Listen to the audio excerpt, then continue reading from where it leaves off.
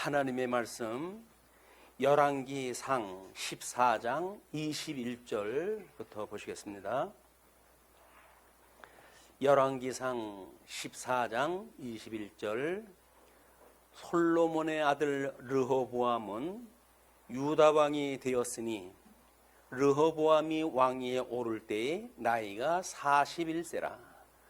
여호와께서 자기 이름을 두시려고 이스라엘 모든 지파 가운데에서 택하신 성읍 예루살렘에서 17년 동안 다스리니라.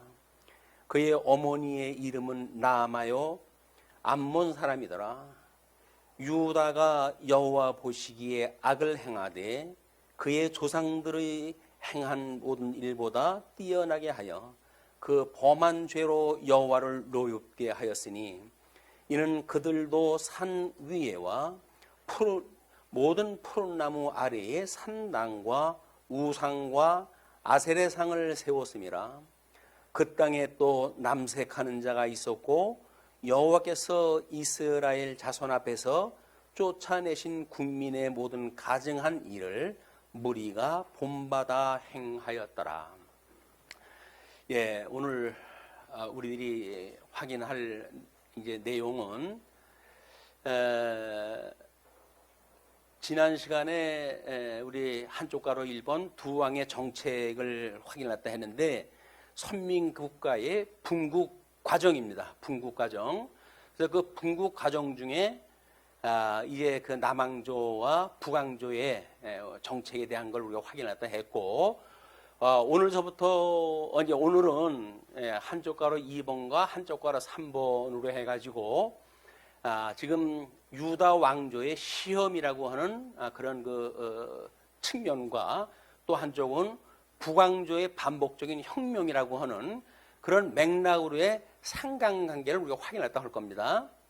여기에서 물론 이제 성경을 우리가 읽어가면서 공부를 했으면 좋겠지만은 지금 현재 상황이 먼저 말씀을 드렸지만은 그렇게 쭉 읽어가면서 하는 것보다는 어떤 신학적 의미, 역사적 의미, 이런 걸 통해 가지고 하나님이 우리 오실자 예수 그리스도에 대하여 어떻게 예표로서의 모형과 그림자로 설명을 하고 있는가라고 하는 내용을 살피는 것이 효과적이라고 생각이 들어가지고 계획을 그렇게 바꾸게 됐다고 말씀을 드렸어요.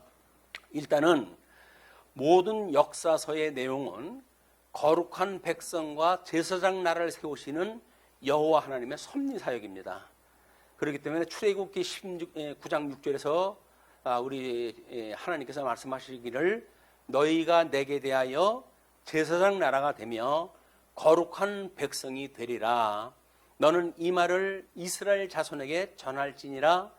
이스라엘 그 백성들이 자자손손 그들에게 가르칠 내용은 바로 하나님께서 너희를 제사장 나라가 되게 하고 거룩한 백성이 되게 하시는 역사를 섭리하신다. 이제 그 이야기예요. 근데 그 제사장 나라라고 하는 그 이야기는 한마디로 하나님의 언약 백성으로서 우리 예수 그리스도 중보자로 오셨던 것처럼 이 이스라엘이 중보의 이 역할을 함으로 해가지고 모든 전 인류에게 바로 이 구원의 역사를 가르치는 이 일에 이제 제사장으로 쓰신다는 이야기예요. 그냥 개인적인 제사장도 있지만은 이렇게 12지파를 통해 가지고 하는 제사장 나라, 이것도 이제 같은 맥락입니다. 그래서 신약 성경에 넘어오게 되면 성도들로 하여금 왕 같은 제사장이라고 이렇게 정의를 갖다 내리셔요. 성도들은 제사장입니다. 제사장이라고 하는 그 이야기는 제물로 해가지고 하나님 앞에 예배를 드려야 되는 자들인데 예수 그리스도께서 당신의 몸으로 하나님 앞에 이제 그 제사직을 감당하심으로 우리는 그걸 기억하는 사람들이 하나님의 의를 깨달은 사람들은 자기 몸을 제물로 바치면서 제사장 역할을 하는 거예요. 그게 성도들의 증인에 대한 삶입니다. 자기 손가락 밑에 바늘 하나 꼽히는 것도 못 견디고 하면서 제사장이라고 한다면 조금 염치가 없죠. 그러니까 우리는 왜 하나님께서 구원을 갖다 받은 성도들을 아직도 옛날에 입었던 이 옷에다가 그냥 우리를 담아 놓으셨는가? 그 이야기는 이 더럽고 추한 이 몸이 주님 오시는 그날까지, 아니면 우리가 인생의 이 여정을 마칠 때까지 끊임없이 이 몸으로 해가지고 하나님 앞에 제사를 드리라는 거예요. 그게 영적 제사고 산 제물로 드리는 성도들의 삶입니다. 이런 것이 빠져버린 기독교라고 그러면 가짜예요. 이 기독교는 제사의 종교예요. 예수님이 우리를 위하여 십자가에 돌아가셨고, 그리고 사망 권세를 이기고 부활했다고 하는 십자가의 도는 바로 이 제사에 대한 것을 중시 여기기 때문에 그렇고, 그게 중하게 여겨지기 때문에 그 이야기는 이미 모세 오경서부터 약속되어져 있는 거란 말이에요. 그냥 구약 성경을 읽으면서 우리는 뭐 누가 불순종을 했다 해가지고 망했다는 등, 누가 순종을 했다 해가지고 하나님의 복을 받았다는 등, 이런 어떤 윤리적 측면으로 해서 구약 성경을 이해를 하게 되면 그분들은 복음을 모르는 사람들입니다.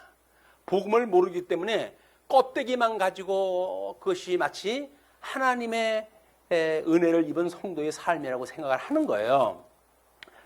하나님께서 에덴 동산에서 이제 선과 악을 알게 하는 과일나무 열매를 따먹으면 죽는다고 이야기를 했는데, 그런 경고에도 불구하고 그들이 선과 악을 알게 하는 과일나무를 따먹게 돼요. 자, 그러자 변화가 만들어졌어요. 아담이 부끄러움을 느끼기 시작을 하고, 그래가지고는 무화과 나무로 해가지고 치마를 해 입어 자기의 부끄러움을 가리게 됩니다. 그것이 소위 인본주의예요. 인본주의. 자기의 무엇인가의 조건을 가지고 하나님 앞에 죄를 가리려고 하는, 뭐 그것이 윤리적인 측면이 되어졌던, 뭐 자기가 죽을 힘을 다해가지고 수고를 갖다 하는 그런 일이 되어졌던 그 이야기는, 인간이 자기의 행위에 대한 보상을 그렇게 하지 않고는 참을 수가 없는 거야. 너무 내가 이거라도 하고 살아야 될 게 아니냐, 이렇게 이야기를 하는 거거든요. 그런데 하나님께서는 그걸로 안 된다고 이야기를 하시면서 가죽옷으로 해가지고 옷을 해 입히고, 그리고 에덴 동산에서 추방을 시키셔요. 그 이야기는 뭐예요? 피가 없는 제사는 이 사함을 받음이 없어요. 예수 그리스도의 십자가의 그 피 흘림이 없으면 우리는 구원이라고 하는 것을 이야기할 수가 없는 거란 말이에요. 그런데 보통은 예수님이 다 대신 지셨으니까 나는 그냥 날로 먹어도 돼, 이렇게 생각을 해가지고 사는 사람들이 소위 구원파라고 우리가 수없이 반복해서 이야기를 하는 겁니다. 구원파 논리는 이단 논리예요. 예수님을 믿으면 아무것도 안 되고 이제는 뭐 다 구원받았는데 뭐, 이렇게 이야기하는 그거는 예수 그리스도의 구속 사역에 대한 거는 성경을 통해서 알고 있는지를 모르겠으나, 그 구속 사역이 나에게 어떻게 적용되어지는지, 천상에 계신 그리스도께서 성령을 보내가지고 감화 감동을 주어가지고 우리로 하여금 그렇게 예수 그리스도의 몸으로 온전하게 되어져가는 삶을 살게 하는지를 경험하지 못하는 사람들이에요.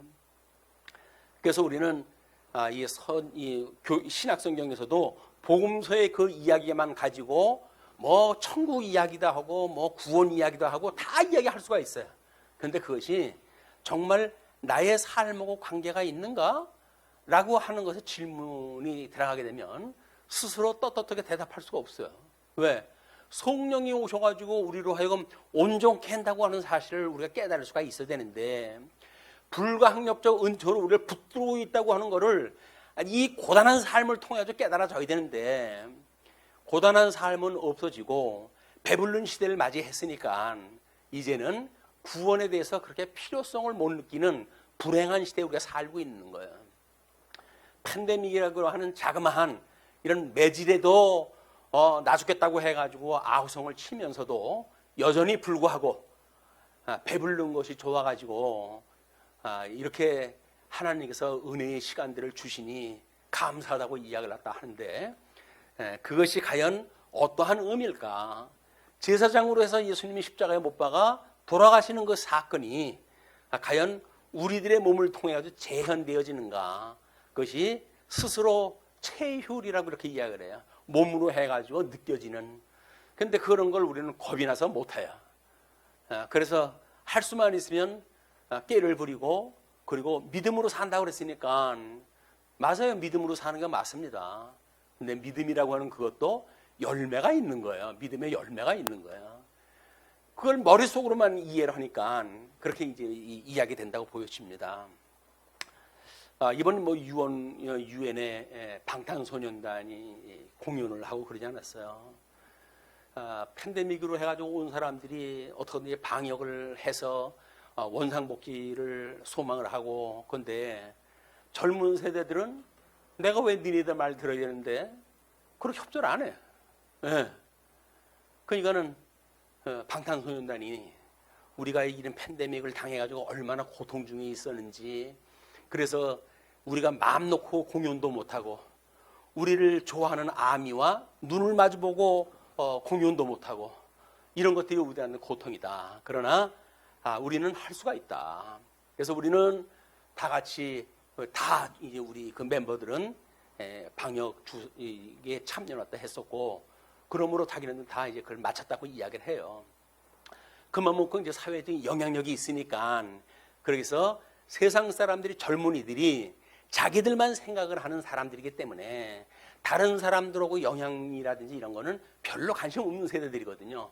그런데도 불구하고 방탄소년단의 그 내용을 그 사람들은 그렇게 좋아한대요. 어떤 사람은, 그래서 제가 관심 있게 좀 몇 가지를 봤어요. 그랬더니 한국말 못한답니다. 그런데도 불구하고 방탄소년단 노래만 들으면 감동이 되어진다는 거예요.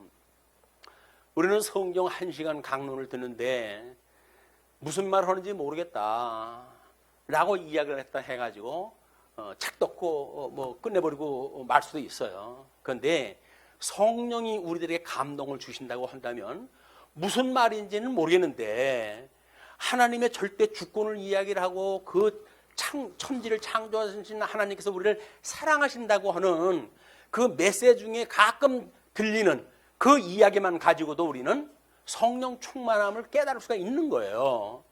이걸 뭐 내용 파악이 안 돼가지고 모르겠다고 이야기하는 그거는 누구 말 맞다나 새빨간 거짓말입니다. 1시간 내내 강론을 왔다 하는데 수없이 예수 그리스도에 대한 예표고 모형과 그림자이고, 그래서 예수님의 이야기를 그렇게 하고 십자가의 도에 대한 이야기를 갖다 그렇게 하는데 가끔 그 얘기가 걸리질 않습니까?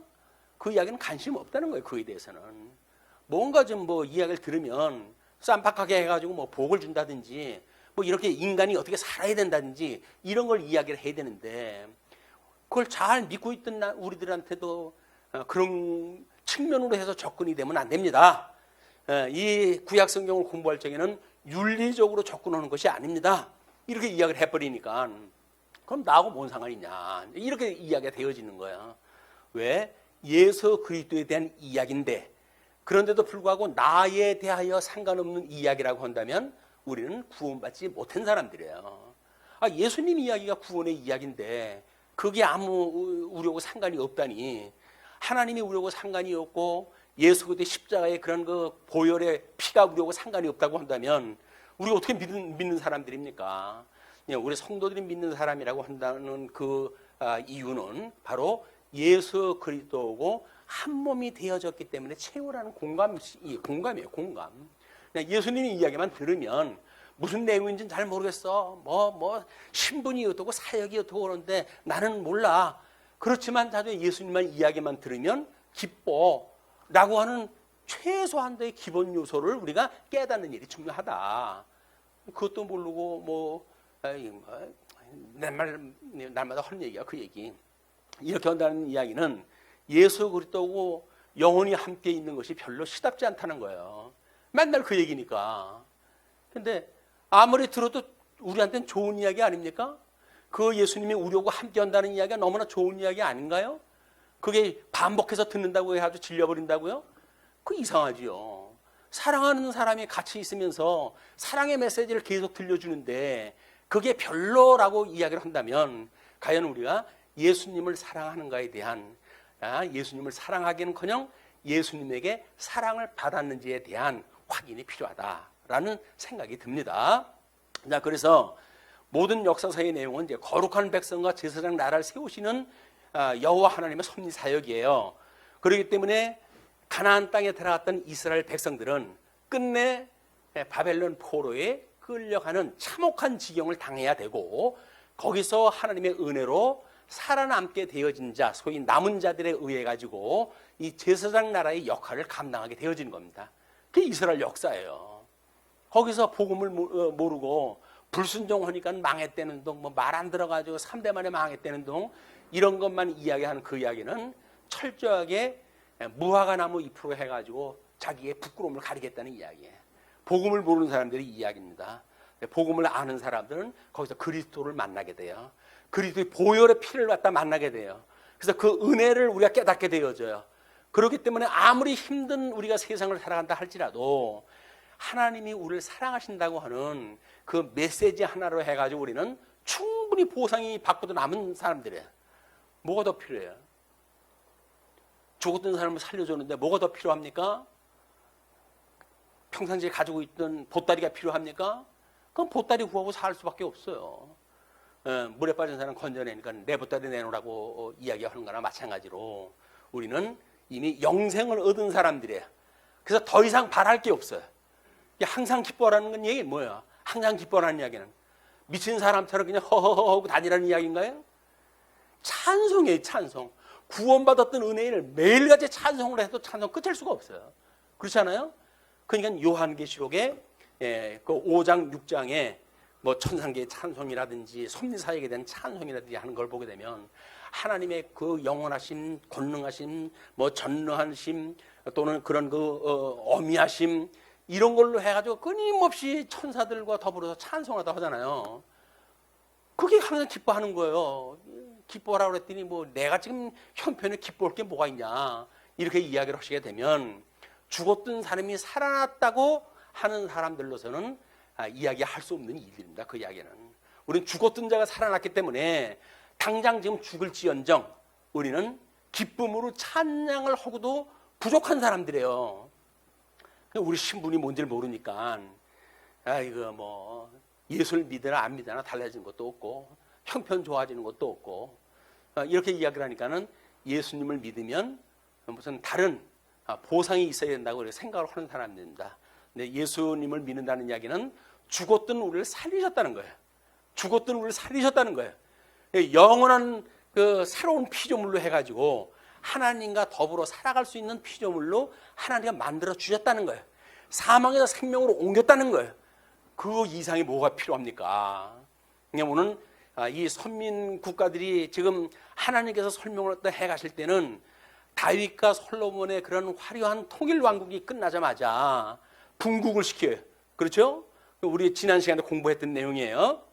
자, 그러면서 오늘 이야기한 것처럼 이게 유다 왕조의 시험이라고 하는 걸 가지고 15장 24절까지 우리 본문을 갖다 읽은 대로 우리 르호보암 왕의 시험, 그 중에 우리가 유다 왕 르호보암의 통치와 죄악사를 갖다가 성경을 통해서 우리가 읽은 바가 있어요. 자, 이런 것도 이게 그냥 죄악사에 대한 이야기로 끝난다고 한다면 그 나쁜 놈이네 이렇게 하고 말 겁니까? 근데 그것이 아니라 선민국가의 이 분국 과정을 보게 되면 열왕기상 12장 15절에 말하듯이 왕이 이같이 백성의 말을 듣지 아니하였으니 이 일은 여호와께로 말미암아 난 것이라. 여호와께서 전에 실로 사람 아히야로 느밧의 아들 여로보암에게 하신 말씀을 이루게 하심이라. 도대체 왜 이런 일이 생긴 거야? 왜 그 르호보암이 그때 그 지혜왕 솔로몬한테 끊임없는 지혜의 말씀을 듣고 배웠을 터인데, 사랑하는 아들아, 하나님의 의를 지키고 이런 잠언서, 전도서 이런 그 이야기를 듣고 자란 사람 아닙니까? 근데 왜 르호보암은 막가자는 이런 삶을 살게 될까요? 그 이야기는 바로 아히야로 느밧의 아들 여로보암에게 하신 말씀을 이루게 하시려고 지금 역사를 섭리해 가신다, 그 이야기에. 그게 하나님의 절대 주권을 가지고 계신 하나님의 섭리 역사란 말이에요. 섭리 역사. 그 도도한 하나님의 섭리 역사를 우리가 보게 되면 감히 무슨 이 6자도 제대로 안 되는 이 몸뚱아리를 가지고 뭘 두 손을 갖다 주먹을 쥐고 뭘 흔들 뭘 할 수가 있어서 그 이야기예요. 인간이 할 수 있는 건 아무것도 없는 거예요. 무력하기 짝이 없는 거예요. 오직 은혜로 해가지고 우리를 구원하셨다고 하는 이 은혜의 감동이 우리로 하여금 우리 하나님을 찬송하게 하고 우리를 대속하셨던 예수 그리스도의 보속의 은혜, 구속의 은혜 이걸 찬양하게 만들어 간다. 그래서 사도 바울은 그걸 가지고 이 복음의 비결을 갖다 배운 뒤에 일체의 비결을 배웠다는 거예요. 일체의 비결. 사회생활에 뭐 필요한 거 있습니까? 경제생활에 필요한 거 있으신가요? 네, 또는 정치생활에 필요한 거 있으신가요? 그것만 무슨 특별한 특단의 방법이 있으면 그걸로 해가지고 뭐 누구 말 맞다나 무슨 주머니 은주머니 3개를 갖다 가지고 뭐 하겠다고 어줍지 않은 그런 그 이야기를 하는데 세상이 만만한 거 아니에요. 근데 사도 바울은 일체의 비결을 알았다고 그래요. 그리고 물어가지고 사도 바울한테 그 얘기 들었잖아요. 그게 뭡니까? 그게 지족의 삶이라는 거예요. 죽었던 내가 영생을 얻었는데 부족한 게 뭐가 있냐? 이제 내가 부족한 것이 없는데도 불구하고 행복하지 않다고 한다면 그 사람은 행복이 뭔지 모르는 사람들. 욕심으로만 가득 차가지고 다고 해가지고 옆에 사람 것도 다 달라고 그러고 뭐 이 사람 거 뺏고 저 사람 거 뺏고 그래가지고 살아가는 짐승과 같은 인생이니까 그걸 모르지. 하나님께서 우리를 사랑하셔가지고 아무것도 우리가 할 수 있는 것이 없는 우리를 대신 죽으셔가지고 구원하셨다고 한다면, 그래서 죽었던 내가 살아났다고 한다면 우리는 그 일만 가지고도 그냥 평생을 찬양하면서 살아갈 수가 있는 거예요. 자, 그리고 한쪽 가로 이번에 유다 왕조의 시험에 대한 거는 열왕기상 11장 38절에 이렇게 이야기를 합니다. 내가 만일 내가 명령한 모든 일에 순종하고 내 길로 행하며 내 눈에 합당한 일을 하며 내 종 다윗이 행함같이 내 율례와 명령을 지키면 내가 너와 함께 있어 내가 다윗을 위하여 세운 것 같이 너를 위하여 견고한 집을 세우고 이스라엘을 내게 주리라. 내가 이로 말미암아 다윗의 자손을 괴롭게 할 것이나 여로보암의 그 이스라엘 집단들이 하나님의 말씀만 잘 따르게 되면 다윗에게 주었던 것처럼 너희로 하여금 그걸 굳게 세워주시겠다는 거야. 그 일로 인해 가지고 하나님께서 왕의 홀이 끊이지 않는다고 하는 그 유다의 지파로부터 만들어졌던 이 유다의 자손들을 괴롭게 하시겠다는 거야. 그런데 영원히 하지는 아니하리라 하셨느니라. 이게 성도들이 받는 고난의 정도예요. 그냥 죽는 데까지 안 갑니다. 예수님 믿고 고난 받는다고 해서 죽는 데까지 안 가요. 그냥 그걸로 해가지고 하나님께서 내가 너를 갖다 보호하고 있는 거야. 이것만 깨달으면 우리가 주님을 붙들고 살아가는데 그걸 못 깨달으니까는 아웅다웅 하면서 이렇게 하면 될까 저렇게 하면 될까 해가지고 고민을 갖다 하는 거예요.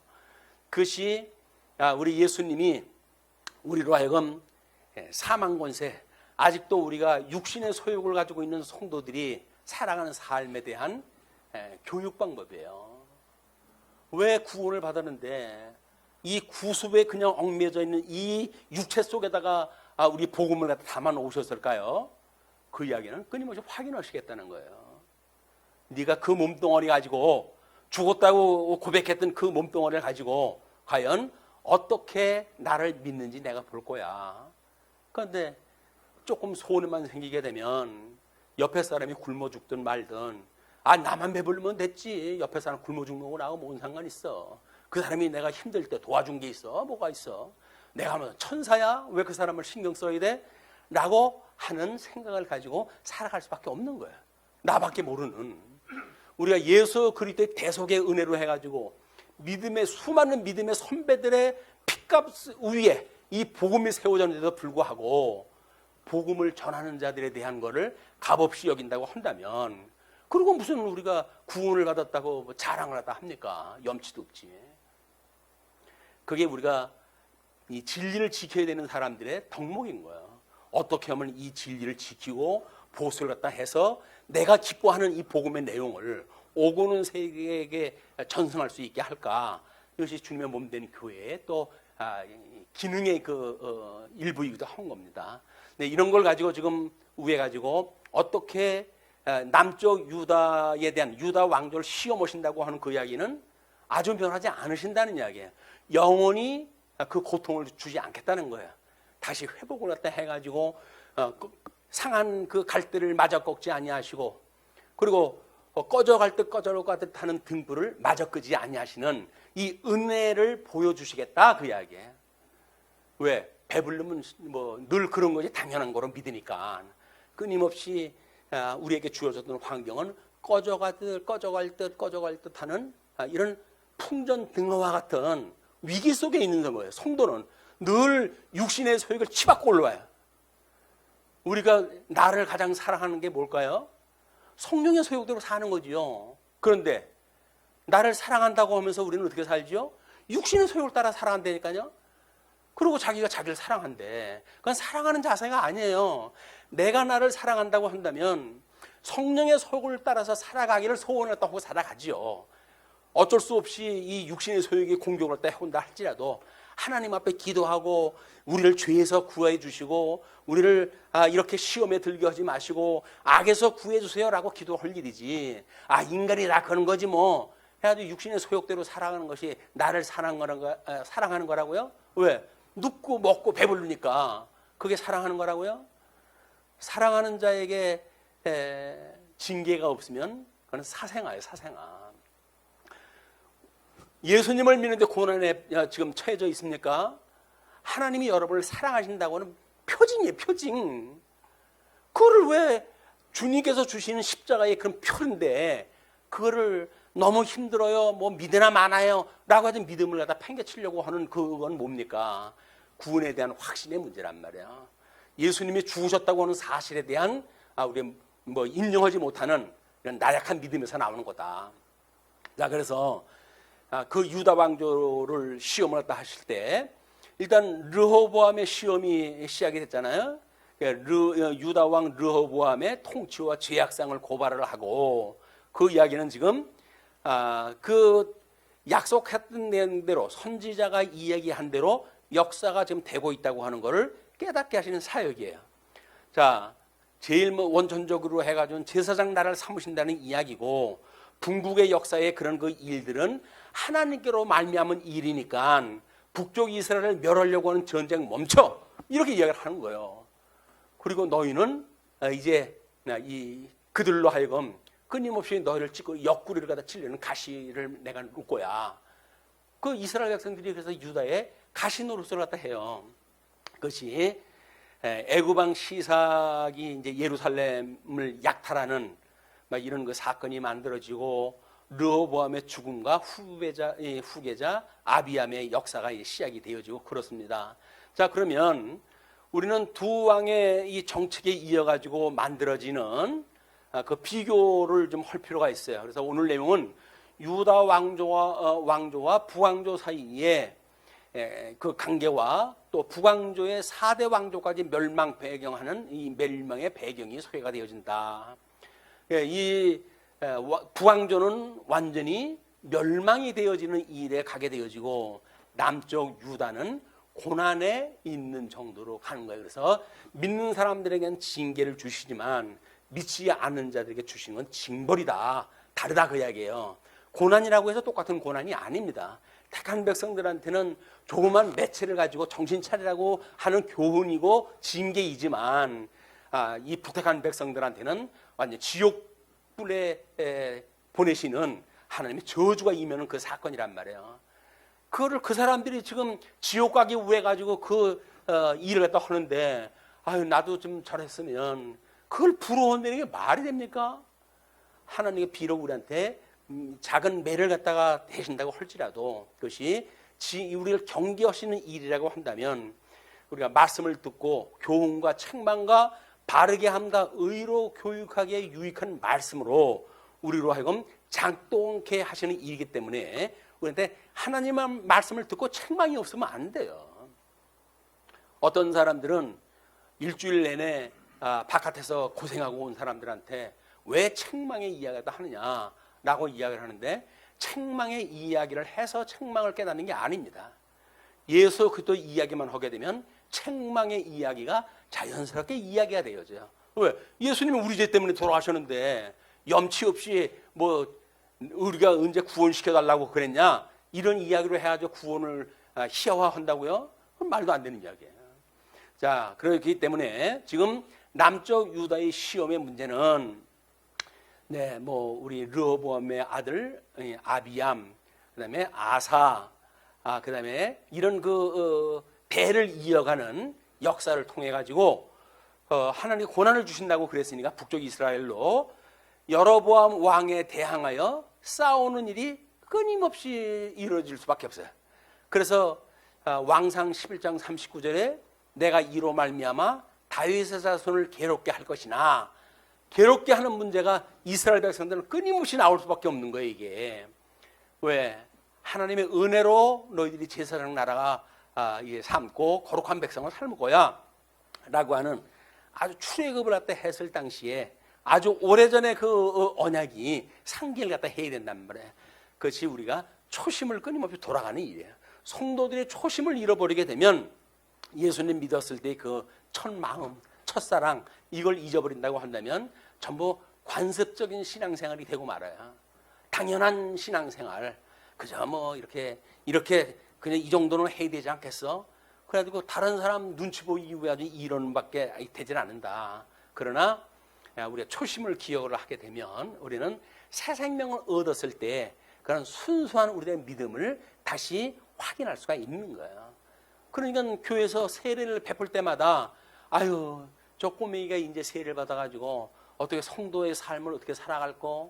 뭐 그렇게 해가지고 나도 고난 없이 살아가는데 너도 좀 고난 없이 살았으면 좋겠다라는 거 그냥 생각을 하고 지나가시렵니까?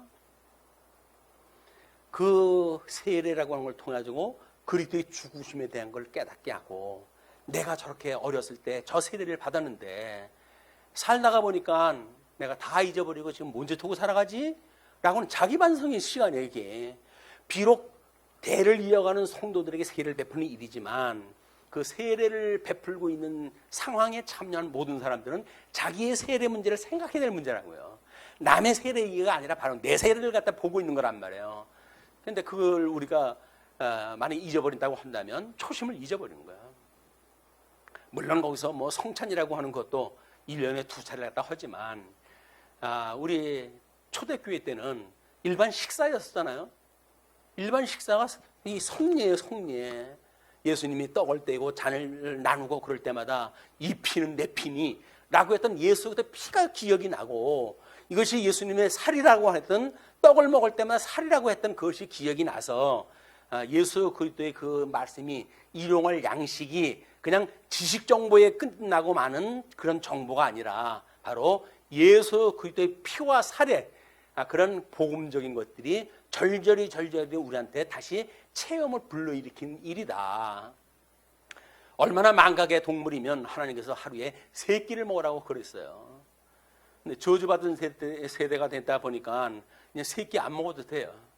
배들이 불러가지고 뭐 잠시 배고프면 뭐 간식이나 먹지 뭐, 이렇게 해가지고 2끼 먹고 1끼 먹고 다이어트 한다고 1끼 먹고 이렇게 해가지고 먹는 일이 이제 점점 필요 없는 세상이 되어진다는 이야기는 뭡니까? 일용할 양식을 구하는 시대가 이미 아닌 거예요. 이제 성도들이 끊임없이 일용할 양식을 구하고, 그래서 그 양식에 의해 가지고 우리 하나님의 나라가 이 땅에서 이루어진 것을 목도하고 이렇게 성도들의 신앙생활이 되어야 되는데 그것이 아니고 결국은 배부른 인생살이에 대한 것만 노래하게 되어지는 허영심에 가득 찬 이런 인생살을 보게 되어집니다.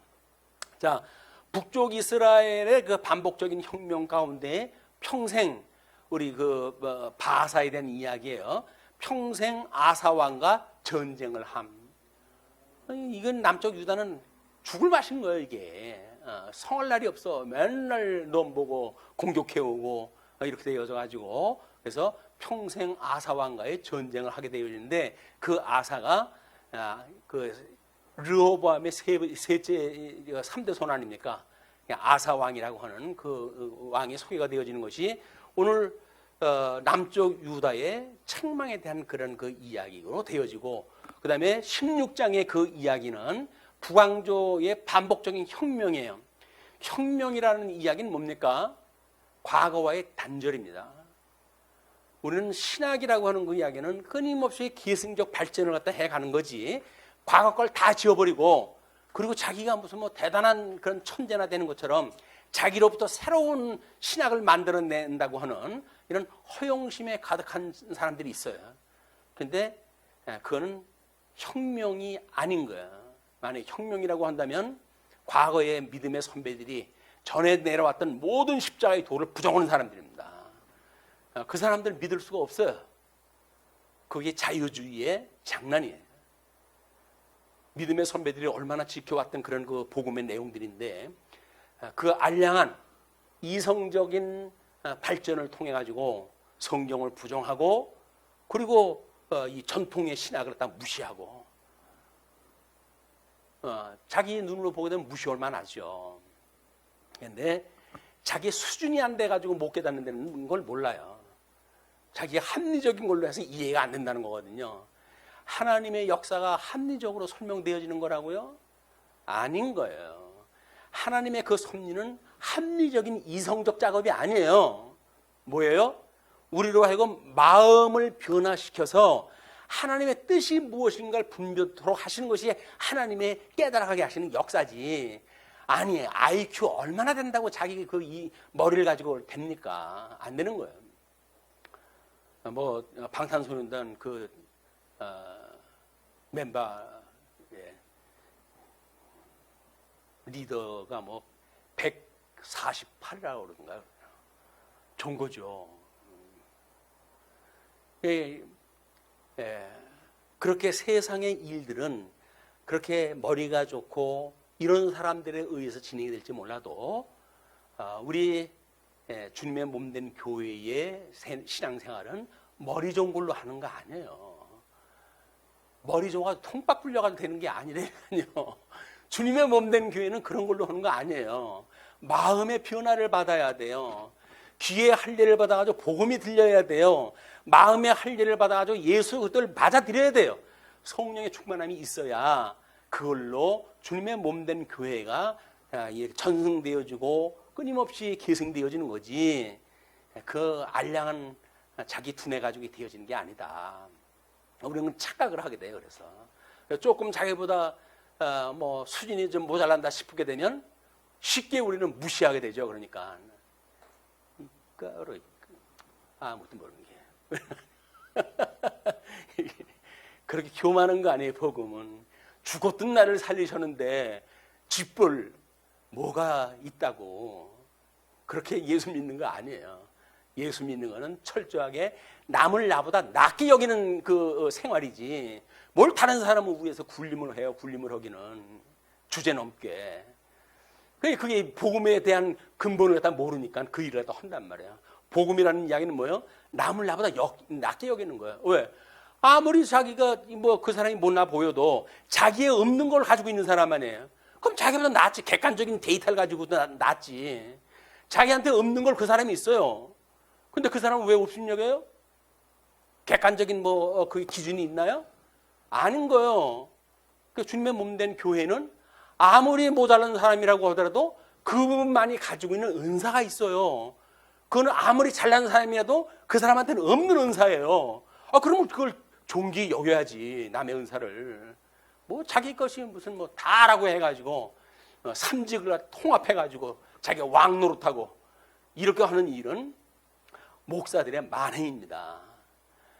주님의 몸된 교회는 은사를 따라가지고 되어지도록 만들어 놓으셨지, 하나님께서 어떤 한 사람의 독주에 의해서 만들어진 게 아니에요.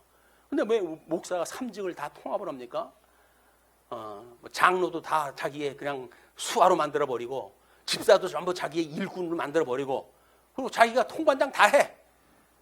자기가 뭔데? 자기가 뭔데 그걸 다 할까요? 근데 성도들은 우리 목사님 저런 목사님이 없어. 그래서 그 목사님에게 순종하는 그런 정말 어리숙할 정도로 순진한 그런 성도들을 사악한 그런 자기의 두뇌를 가지고 장악을 하고, 주님의 몸된 교회처럼 성질머리 나쁜 사람이 이렇게 통치할 수 있는 영역이 없어요.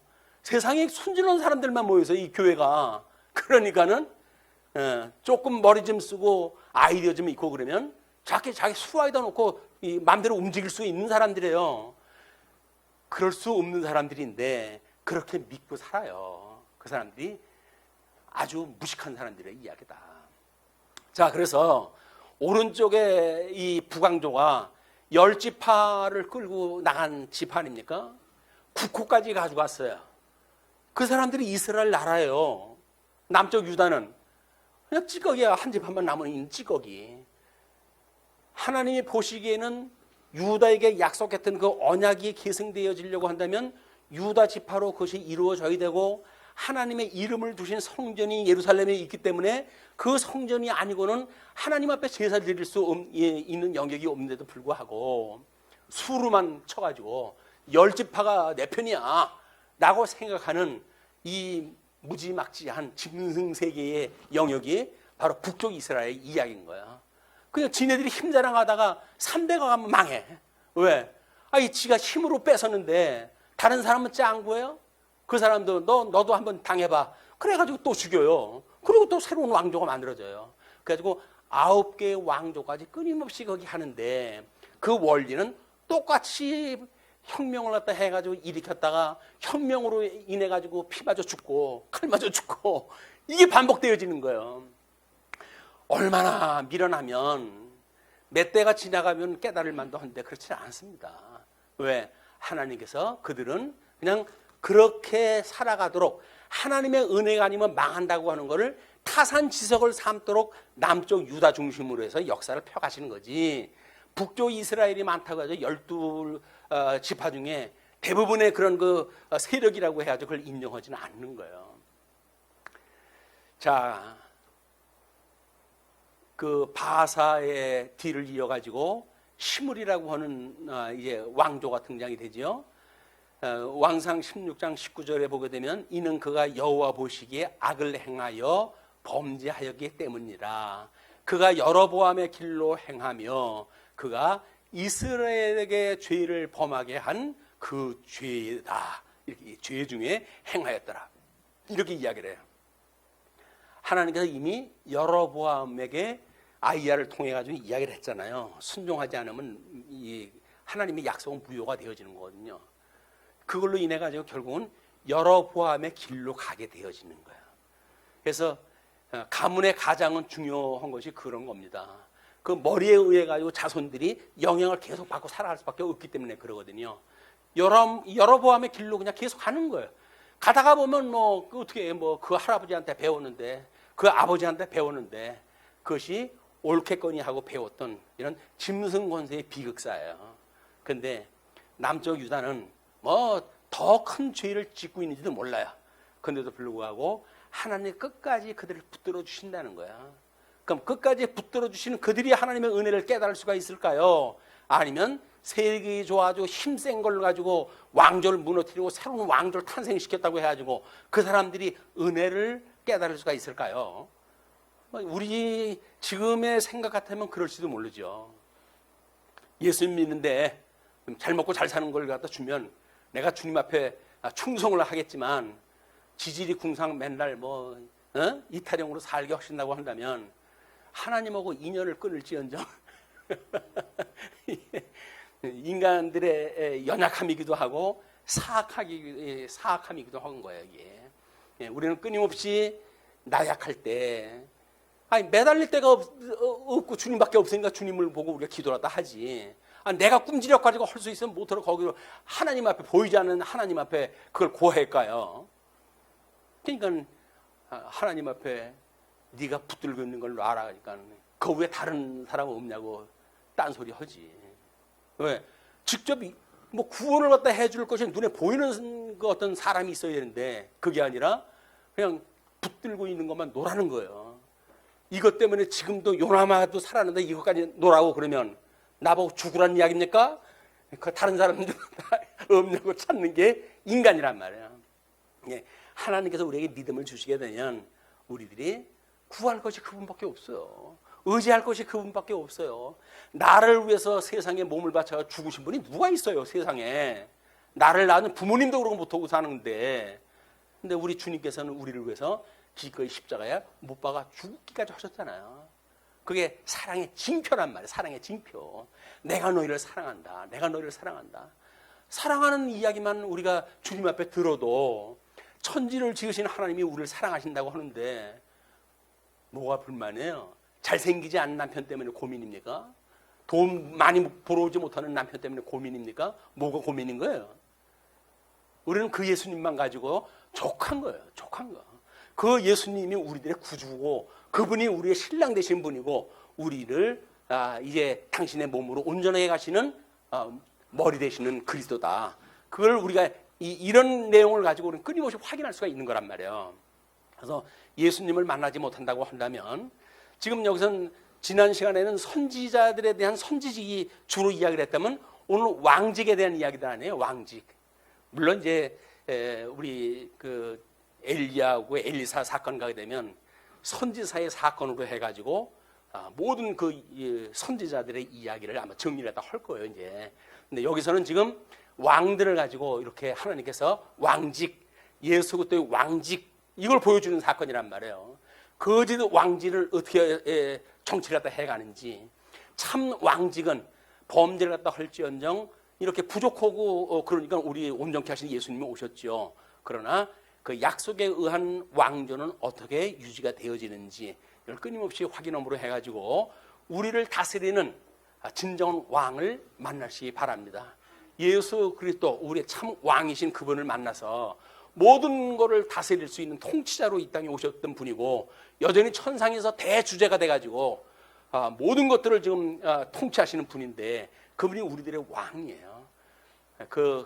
우리들의 왕 되신 예수 그리스도에게 끊임없이 그 통치를 당하고 있는 것에 대한 기쁨, 행복 이걸 느끼는 시간이 됐으면 좋겠습니다. 자, 이제 시므리 같은 경우도 마찬가지예요. 이제 시므리도 요게 왕상 16장 19절 그거를 응하는 사건들인 거예요, 이게 다. 그래서 우리가 15장의 이제 끝절에 넘어가게 되면 한쪽 가락 3번이 15장 25절서부터 이야기가 되잖아요. 15장 25절로부터 27절 이걸 보시게 되면 유다의 아사 왕 둘째 해에 여로보암의 아들 나답이 이스라엘 왕이 되어 2년 동안 이스라엘을 다스리니라. 그가 여호와 보시기에 악을 행하되 그의 아버지의 길로 행하며 그가 이스라엘에게 범하게 한 그 죄 중에 행한지라. 아마 효도도 이런 효도가 없어요. 아버지의 길을 갖다 따르니까 너는 내 아들이니까 나 닮아야 돼. 나의 행했던 길을 그대로 행해라 라고 해가지고 사랑하는 아들한테 저주를 갖다 주는 이런 아버지 밑에서 충직스럽게 효도를 갖다 해가지고 살아가는 모습이 보여줍니다. 그래서 그가 보시 악을 행하되 그의 아버지의 길로 행하여 그것이 여로보암의 길인 거예요. 여로보암의 길. 국가적으로 하게 되면 여로보암의 길, 개인적으로 시므리라고 하는 또는 그 앞에 우리 바하사라고 한다면 하나님 앞에 그 바하사 여로보암의 아들로 해가지고 이렇게 대를 이어가는 그런 그 모습이 소개가 되어진다. 뿐만 아니죠. 오므리도 마찬가지입니다. 오므리도 사악한 통치를 한다고 그러잖아요. 할 수밖에 없어요. 이미 그들은 이제 하나님 앞에 제사를 드릴 수도 없는 조건이고 그렇기 때문에 정죄로만 살아갈 수 있는 조건이기 때문에 그들은 여로보암의 길을 갈 수밖에 없는 이 불행한 사람들이다. 근데 우리 예수님이 이 유다 지파에 혈통적으로 다윗의 자손으로 오셔가지고 왕직을 이루셨어요. 그 왕직을 이루신 예수님이 승천하셔가지고 지금도 여전히 거짓 왕들, 우리들의 통치하는 왕들이 얼마나 많습니까? 우리 방탄소년단 이야기를 했지만 그게 전부 우상숭배거든요. 우상숭배. 모든 위로를 거기서 받으려고 그래요. 모든 젊은이들이 뭔가 메시지를 갖다 듣기를 갖다 원해가지고 그쪽으로 귀를 기울여요. 왜 그럴까요? 거기가 생명이 있다고 보여지니까 그러는 거예요. 거기서 위로가 있다고 보여지니까 그러는 거예요. 근데 이는 거짓 왕들에 의해 되어지는 게 아니다. 우리는 그런 정신세계를 그런 잘못되어져 있는 적그리스도가 빼앗기게 되면 끊임없이 우리는 잘못되어진 생각을 가지고 살아갈 수밖에 없는 겁니다. 그러나 예수 그리스도를 통해 가지고 우리는 진정한 통치를 받게 되어지게 되면 하나님이 보시기에 좋은 그런 신앙생활을 통해 가지고 이 일을 감당하게 하시는, 우리에게 주어졌던 이 아무리 힘든 지금 이 상황이지만 이 힘든 상황을 하나님이 기뻐하시는 뜻을 따라 분별하는 영적 예배를 해가고 그 일로 인하여 감사하고, 그래서 거기서 부족한 걸 우리 하나님 앞에 끊임없이 기도하는 성도의 삶을 살아가게 하시는 것이 이런 선민국가의 분국 과정으로 보여주는 하나님의 섭리의 역사입니다. 자, 그렇게 해가지고 이제 16장까지 끝나게 되면 드디어 아마 우리들의 내용으로 보건대 오므리까지 끝난 것이 우리 북쪽 이스라엘에 대한 걸로 하죠. 이제 16장으로 하면 끝이 나거든요. 열왕기상 15장에서는 유다 왕 아비암으로부터 시작되어지는 그런 역사가 진행이 되어지고, 그때 이제 무슨 말씀을 우리가 보아야 되는가를 여기다 특별히 소개를 해드린 거예요. 르호보암과 여로보암 사이에서 사는 날 동안 전쟁이 있었더니 육신의 소욕과 성령의 소욕도 마찬가지입니다. 이것은 참 그리스도로 오셨던 예수님이나 적 그리스도로 예수님을 죽이려고 했던 사내들인 공회원들이나 이런 그걸 그대로 보여주는 거예요. 그걸 통해서 예수님이 결국 십자가에 못 박아 죽으셨다고 한다면, 그거를 믿는 성도들의 삶은 육신의 성욕과 이 소욕과 성령의 소욕이라고 하는 두 세력 간의 싸움이 성도들의 신앙생활에 끊임없이 지속된다. 그래서 예수 그리스도를 왕으로 섬기는 성령의 소욕과 세상의 왕을 섬기려고 하는 육신의 소욕과 이 투쟁 간에 있어서 우리가 끊임없이 하나님 앞에 구할 일입니다. 우리가 우리에게 죄진 자를 사해 준 것처럼 우리 죄를 사하시고 우리를 시험에 들리게 하지 마시고 악에서 구하옵소서. 이건 기도 끊임없이 해야 될 기도예요. 쉬지 말고 기도하라잖아요. 쉬지 말고 맨날 뭘 기도를 갖다 합니까? 이거 우리가 숨 쉬는 것마다 육신의 소욕으로 해가지고 시험에 들릴 일들이니까 시험에 들게 하지 마시고 악에서 구해주세요. 그래야 우리들의 하나님의 그런 법을 따라가지고 또는 세상의 법을 가지고 또는 사람의 사는 관계를 통해가지고 이 죄라고 하는 감각을 키우며 살아가잖아요. 이게 하나님 앞에 내가 이렇게 나쁜 사람이야 라고 하는 걸 우리가 기억해내는 일이야말로 은혜를 만들 수 있는 일들인데, 그런 것이 아니라 당연히 여기게 되면 구속의 은혜를 당연히 여기는 사람은 은혜를 모르는 사람들입니다. 우리들은 일거수일투족 다 범사에 감사할 수밖에 없는 예수 그리스도의 통치 아래 우리 있음을 기억을 하고, 그래서 항상 하나님 앞에 감사해서 정말 예수 그리스도 안에서 우리를 향하셨던 하나님의 뜻이 작은 우리들을 통해 이루어지는 이런 역사가 진행이 되었으면 좋겠다라고 하는 것을 고대하게 되어집니다. 우리 다윗에게 했던 언약은 사무엘사의 그 7장에서 약속이 되어져 있는데, 이렇게 도표를 보시게 되면 다윗, 이제 우리 혈통적으로는 다윗의 자손으로 예수님이 오셨잖아요. 그러면 다윗에게 어떻게 이야기하셨는지 그 언약이 예수님이 성취했던 사건도 우리가 한번 생각을 해보시고, 16장에서 이야기했을 때 여로보암의 생애 같은 것도 한번 좀 표를 갖다가 만들어 드렸으니까 참고로 갖다 하시고, 뿐만 아니라 선지자의 예언 근거 및 내용은 모든 선지자의 예언은 이미 모세의 언약에 기초한다. 그래서 모세 오경의 언약이 가나안 땅 들어가 가지고 이루어지는 이스라엘 역사에서 성취가 되어지는 사건이에요. 그거를 성취라고 우리가 이야기를 합니다. 모세를 통해 가지고 했던 언약이 어떻게 하나님 나라를 이루시에 대한 이해, 그 이해가 예수님이 이 땅에 오셔가지고 복음서의 그런 복음의 내용을 우리가 믿는 우리들이 서신서를 통해 가지고 어떻게 주님의 몸된 교회를 친히 이루어 가시는지에 주님을 깨달을 수 있는 그림이 똑같기 때문에 그래요. 그래서 우리가 어렸을 적에는 몽학 선생이 되어져 가지고 우리로 하여금 이렇게 친절하게 그림으로 그려주잖아요. 육적 모양으로 보여주잖아요. 그거를 충분히 공부가 돼야 그다음에 성장해서도 영적으로는 감각을 가지고 주님의 그런 복음을 깨달은 사람들이 우리 서신서를 통해 가지고 어떻게 주님의 몸으로 이걸 온전해 가는지를 깨닫게 되어지는 이런 걸 영적인 걸 우리가 깨달을 수 있기 때문에 육적으로 보여주는 구약 역사를 이해하는 것은 바로 신약 성경에서 복음을 깨닫는데 좋은 밑그림을 지금 그려주신 거다. 그래서 선지자에게 이미 약속을 하셨어요. 그래서 신명기 4장 25절부터 31절까지 너희들이 이제 내가 약속한 땅에 들어가게 되면 너희들이 속히 나를 버릴 거야. 그때 내가 너희들을 열국에 흩을 것이고 그러나 너희들에게 마음을 다하고 뜻을 다하고 정성을 다하여 돌아올 마음을 주겠다. 그래서 거기에 남은 자들만 구원을 갖다 한다는 이치를 갖다 설명을 했어요. 그거에 의해 가지고 하나님의 섭리 사역은 그런 언약에 의해 가지고 이루어지는 사건이고 이거를 남은 자의 회복 섭리 사역이라고 하는 우리 구약 성경에 대한 이런 그 그림이나 신약 성경에 대한 그림이나 똑같은 유형을 가지고 설명이 되어지고 있단 말이에요. 그걸 우리가 유형론적 구조라고 이렇게 이야기를 했어요. 그러니까 부분을 가지고 전체를 알 수 있는 지혜, 이것이 우리가 성경을 전체로 우리가 이해하는 방법인 거예요. 성경 구절 한 구절 한 구절만 가지고 이걸 알 수가 없어요. 그러니까는 이렇게 구조적으로 이해를 하게 되면 성경 어디를 보아도 우리 예수님의 이런 그리스도의 사역을 만날 수가 있고 십자가의 보혈, 십자가로 인한 예수 그리스도의 사역을 볼 수가 있고 확인할 수가 있다. 자, 이제 기독론의 주제 가운데에 중요한 것이 중보자의 양성의 문제라고 이야기를 했는데 대요리 문답 36문에 은혜 언약의 중보자는 누구신가? 예수님으로 말미암아 이제 우리 원시복음 창세기 3장 15절에 그 말씀이 이루어질 터인데 그걸 구약 성경에서는 중보자에 대한 설명을 하고 그랬을 때 이렇게 이야기를 합니다.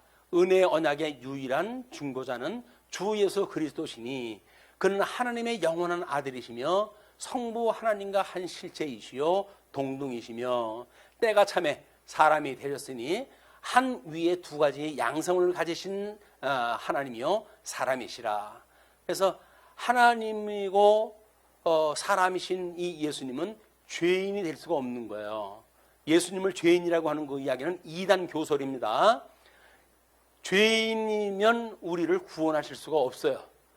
무흠한 제물로서 돌아가셨던 예수님이어야 우리 죄를 사하실 수가 있기 때문에 그렇습니다. 그래서 로마서에서 이야기하듯이 하나님의 선지자를 통하여 그의 아들에 관하여 성경에 미리 약속한 것이라. 이걸 우리가 지금 확인해 가고 있는 거예요. 신약성을 다 공부해 놓고 어떻게 언약이 되어졌지라고 하는 걸 확인하는 거니까. 그래서 그의 아들에 관하여 말하면 육신으로는 다윗의 혈통에서 나셨고 성결의 영으로는 죽은 자들 가운데서 부활하사 능력으로 하나님의 아들로 선포되셨으니 곧 우리 주 예수 그리스도시라. 그래서 사도 바울이 이제 구약 성경을 가지고 이스라엘 백성들한테 복음을 증거했는데 그가 뭘 가르쳤다고요? 예수 그리스도의 죽으심과 부활을 이야기를 했다 하면서 이분이 예수 그리스도다라고 소개를 했다고 그렇게 이야기를 했어요. 그를 구약 성경에서 다 그 이야기를 하고 있다는 거예요. 근데 우리가 구약 성경을 해석할 때 언제 그런 해석을 갖다 했나요? 그런 적이 없어요. 그냥 성경 구절 한 구절에서 이건 부활에 대한 이야기인가, 이건 죽으심에 대한 이야기인가 이렇게 이야기를 했는데 구조적으로 전부 예수 그리스도의 죽으심과 부활에 대한 이야기라는 거예요. 모세에게 씌워졌던 머리의 수건이 벗겨지다가 보니까 우리들에게 그 영광이 보이기 시작을 한 거예요. 구약성에 감춰져 있던 보화가 보이기 시작을 한 거예요. 그 보화를 저희들이 만나면서 정말 행복한 성도의 우리의 삶을 다시 한번 확인했으면 좋겠습니다. 기독론의 주제는 우리가 늘 보인 대로 품위, 신분, 직임, 사역으로 되어져 있는데 이걸 교회신학에서는 우리 표준교회에서 어떻게 이야기하고 있는지 한번 확인하다 해주시고 이것이 선지서 이게 율법과 선지는 요한의 때까지라고 이야기를 했는데 우리는 다니엘서 요를 예수님 이후로 넘어가면 안 된다고 이렇게 공부를 했잖아요. 그것이 이런 성경 구절의 원리에 의해서 되어진 거란 말이에요. 다른 사람들이 다 뭐 요한계시록까지 건너간다고 해서 내버려둔다고 해서 뭐 따라가면 안 되죠. 성경이 율법과 선지자, 곧 구약 성경은 요한의 때까지라고 이야기를 하고 있습니다. 이런 그 성경 구조를 시간이 나시면 좀 묵상을 하시면서 지금 우리가 어떻게 구약 공부를 하고 있는지, 신약 공부는 어떻게 했는지 확인을 하는 시대가 됐으면 좋겠습니다. 자, 뭐 하나님의 영광에 대한 신구약 성경의 관계, 우리는 총천연색으로 복음을 갖다 보고 있지만 구약의 사람들은 이런 그림자적인 걸 가지고 거기서 은혜를 받은 사람들만 예수 그리스도의 구속사를 깨달을 수가 있는데, 우리는 신약 성경에서 총천연색으로 해가지고 예수님을 실체를 우리가 보게 되어진 거다. 그 영광을. 그래서 그 계보에 대한 것도 어떻게 지금 이루어지고 있는지 이런 것을 쭉 한번 자료를 갖다 올려놨으니까 살펴가지고 강론 중에 할 수 없었던 그런 그 조건들을 이렇게 살펴볼 수 있는 기회가 됐으면 좋겠습니다. 예, 기도하시죠. 자비로우신 우리 하나님 아버지, 은혜를 감사합니다. 참 저희들이 무엇이간데 죽었던 저희들을 살리시기 위하여 독생자 예수 그들을 보내주시고 그분의 보혈의 공로 대속의 은혜를 따라서 저희를 죽었던 우리를 살리신 하나님 아버지, 은혜를 감사하고 감사합니다. 죽었던 저희들이 살아났다고 하는 이 엄청난 전 우주적 이런 그 사건 속에 하나님의 정말 우리들을 향하셨던 그 뜻이 어떠하신지를 깨닫는 우리의 삶이 되어져서 항상 기뻐하기를 소원합니다. 하나님의 그 놀라우신 능력과 전능하심과 또는 자비로우심과 이걸 우리 찬양할 수 있는 시간을 주셔서 비록 우리들의 삶이 어렵고 힘들다 할지라도 거기에 쏟지 말고 정말 우리를 사랑하시는 주님으로 인해서 기뻐할 수 있는 지혜와 총명을 허락하여 주시옵소서. 우리 어두운 이런 것 때에 하나님께서 말씀동 서원궤를 세워주시고 진리를 전승 보수케 하시는 이런 은혜 가운데 두신 것을 감사합니다. 이 일 감당할 수 있도록 은혜의 장절에 늘 붙들어 주시길 소원합니다. 이거를 깨달은 성도들이 말씀으로, 기도로 또는 연보로 또는 각양 받은 은사를 따라서 섬기는 손길 위에 우리 주님 끊임없이 은혜의 장전 아래 붙들어 주시고 선한 일을 하기에 결코 부족함이 없도록 주께서 인도하여 주시옵소서. 흩어져 있는 한 주 동안도 은혜의 장정 아래 붙들어 주시길 소원하오며 우리를 구원하신 우리 주 예수 그대 이름으로 기도하옵나이다. 아멘.